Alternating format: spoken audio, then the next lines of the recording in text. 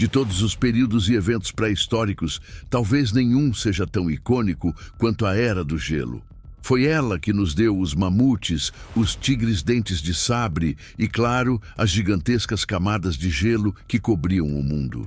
Graças à cultura popular, essa época se tornou quase mítica, um retrato de um planeta radicalmente diferente do que conhecemos hoje. No entanto, a verdade surpreendente é que, tecnicamente, nós nunca saímos completamente da Era do Gelo, pelo menos não segundo a glaciologia. Uma Era do Gelo é definida como qualquer período em que extensas camadas de gelo existem nos hemisférios norte e sul. E o nosso mundo, por enquanto, ainda se encaixa nessa descrição. Alguns cientistas usam uma definição ainda mais ampla, considerando uma Era do Gelo qualquer momento em que a Terra possua geleiras permanentes em algum lugar de sua superfície. Oficialmente, a ciência considera que ainda vivemos na glaciação quaternária. É um fato que muitos desconhecem. A crença geral é que o gelo sempre foi uma característica constante do nosso planeta. Mas isso não poderia estar mais longe da verdade. Em vários momentos de sua história, a Terra esteve completamente livre de gelo. Isso nos leva a uma pergunta intrigante. Quando foi a última vez que o nosso planeta foi totalmente verde? Ou, pelo menos, não congelado? Você poderia pensar que a resposta está um pouco antes do início da glaciação quaternária, há cerca de 2,5 milhões de anos. Mas se viajássemos no tempo para um dia, ou mesmo alguns anos antes desse evento, ainda encontraríamos muito gelo e frio. Aquele momento foi apenas a ponta do iceberg. Na verdade, mesmo se voltássemos 10 milhões de anos, ainda veríamos partes do planeta cobertas por mantos congelados. Para testemunhar uma Terra sem gelo, precisaríamos ir muito, muito mais longe. No tempo, teríamos que viajar para uma era anterior aos humanos, anterior a qualquer um dos grandes primatas. Uma época em que crocodilos habitavam a Antártida, palmeiras cresciam no Alasca. Os mamíferos pareciam criaturas alienígenas e continentes inteiros estavam submersos por oceanos. Em outras palavras, bem-vindo ao final do Eoceno. Este foi um tempo misterioso que se desenrolou entre 40 e 34 milhões de anos atrás. Isso significa que a última vez que a Terra foi verdadeiramente verde, estávamos cronologicamente mais perto dos dinossauros do que do presente. E sem gelo permanente, você pode imaginar que este mundo perdido era drasticamente mais quente. Estudos indicam que, pouco antes do gelo retornar, as temperaturas médias eram de 5 a 8 graus Celsius, mais altas do que hoje. Com um clima tão diferente, os padrões climáticos também seriam extremos. Incêndios florestais, tempestades poderosas, ondas de calor e secas severas eram comuns, mantendo os habitantes do Eoceno sempre em alerta. Mas a mudança mais visível estava na água, especificamente na sua abundância. Hoje, 70% de toda a água doce da Terra está congelada, o que equivale a cerca de 2% do suprimento total de água do planeta. Pode não parecer muito, mas sua ausência no Eoceno elevou os níveis do mar em até 70 metros. Os mapas daquela época seriam irreconhecíveis. Grande parte das nossas costas atuais estava submersa. Com tantos ambientes aquáticos e temperaturas mais altas, a pesca seria farta e extremamente perigosa, pois era nessas águas que os predadores supremos da Terra espreitavam. E se você conhece as águas do Eoceno, não se surpreenderá ao ouvir o nome Basilosaurus. Este animal, ou melhor, sua família, era o predador alfa do planeta. Eram um grupo de cetáceos, ou seja, baleias, hoje extintos, mas não se pareciam em nada com as baleias que conhecemos. Eram o oposto dos gigantes. Gentis, hipercarnívoros, com dentes assustadores, corpos aerodinâmicos e mandíbulas poderosas. Sua aparência era tão intimidadora que, a princípio, foram confundidos com répteis marinhos. Os Basilosauridae se espalharam. por todos os continentes, incluindo a Antártida, simultaneamente. Se você nadasse em um oceano do Eoceno, era quase garantido que encontraria um deles. Eles dominavam todos os ambientes de água salgada, desde o oceano aberto até mares rasos e pântanos. Eles também vinham em todos os tamanhos. No extremo menor, tínhamos o Tutsetus, que apesar de ser o menor, ainda media mais de 2,4 metros e pesava tanto quanto um grande tubarão-touro. No outro extremo do espectro estava o Perucetus. Por um tempo, ele foi considerado um candidato ao título de maior animal de todos os tempos, com estimativas iniciais de 340 toneladas. Imagine 7 tanques de guerra fundidos em um só corpo. Embora essas estimativas tenham sido corrigidas, ele ainda é o maior animal conhecido do Eoceno, pesando entre 35 e 50 toneladas. Ironicamente, apesar de seu tamanho, ele provavelmente era o mais pacífico, alimentando-se de animais no fundo do mar. Mas havia outro Basilosauridae, que era gigante e sanguinário, o próprio Basilosaurus.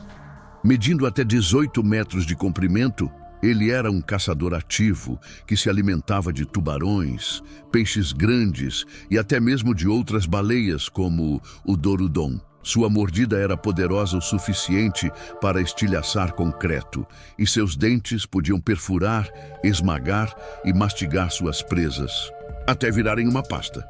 Mas eles não eram os únicos monstros nos mares. O gênero de tubarão Otodus, o mesmo que daria origem ao Megalodon, já patrulhava as águas.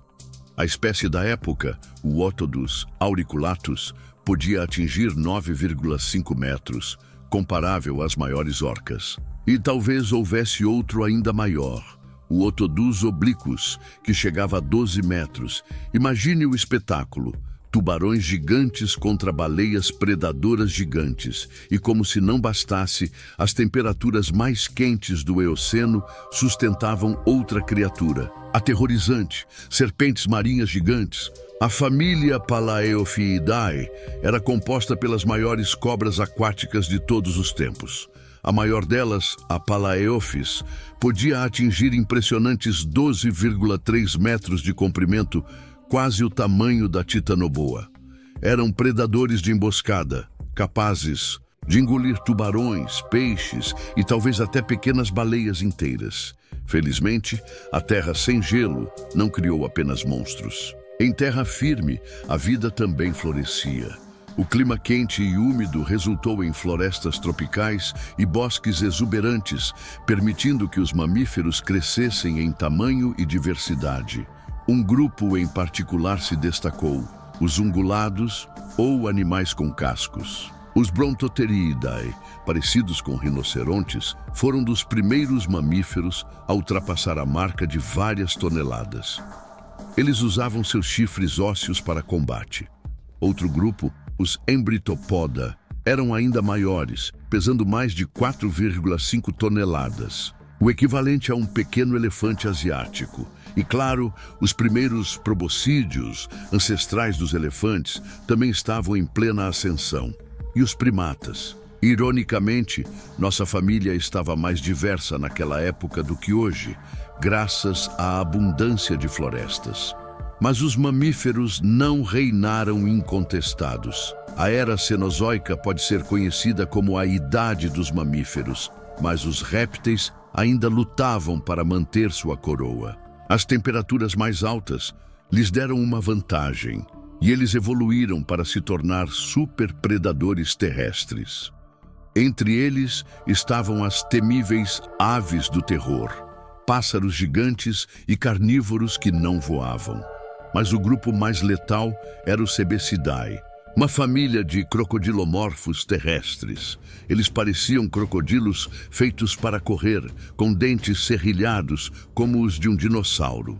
O maior deles, o Barynosuchus, podia atingir 10 metros de comprimento e pesar 2 toneladas, tornando-o um candidato ao título de maior predador terrestre desde a extinção dos dinossauros.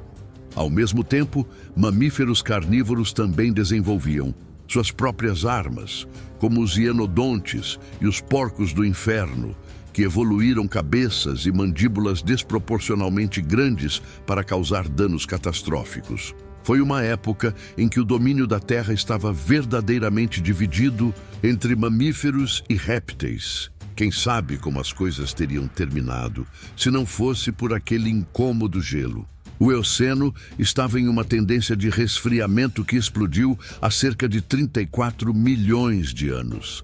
E a culpa foi toda da Antártida. O continente finalmente se separou da Austrália, derivando para o sul. Esse isolamento criou uma nova corrente oceânica, a corrente circumpolar antártica. Essa corrente de água gelada bloqueou a chegada de águas quentes ao continente, que começou a congelar. Isso deu origem à primeira camada de gelo permanente que a Terra via em milhões de anos, quebrando a longa sequência de um planeta sem gelo. A formação dessa calota de gelo iniciou um efeito dominó. Outras regiões do mundo esfriaram, as florestas deram lugar a pastagens e o gelo começou a se espalhar, dando início à era do gelo que dura até hoje. Essa mudança reescreveu a história. Animais adaptados ao calor, como muitos répteis, entraram em apuros. Tantas espécies foram extintas que esse período é considerado um evento de extinção em massa menor. Os Basilosauridae, os Brontotheridae, e muitos primatas desapareceram. Por outro lado, foi nessa época que muitas linhagens modernas de mamíferos surgiram, adaptando-se ao frio com pelos mais grossos, hibernação e migração. Isso nos leva a uma última pergunta. Já que o gelo está conosco há tanto tempo, ele continuará aqui? A resposta é quase certamente não. A linha do tempo exata não é clara. Se ignorarmos a interferência humana, alguns estudos sugerem que uma Terra verdadeiramente sem gelo só voltará a existir em dezenas de milhões de anos, quando a Antártida se mover para o norte o suficiente para aquecer novamente. Até lá, o gelo permanece como uma força dominante em nosso planeta, um lembrete constante de um passado muito mais quente e de um futuro incerto. Se você ficou fascinado por essa viagem a um mundo perdido tanto quanto eu, não se esqueça de deixar o seu like para nos ajudar a desvendar mais mistérios como este. E se você é novo por aqui, inscreva-se no canal e ative as notificações, para não perder nenhuma de nossas futuras expedições ao passado. Obrigado por assistir e até a próxima.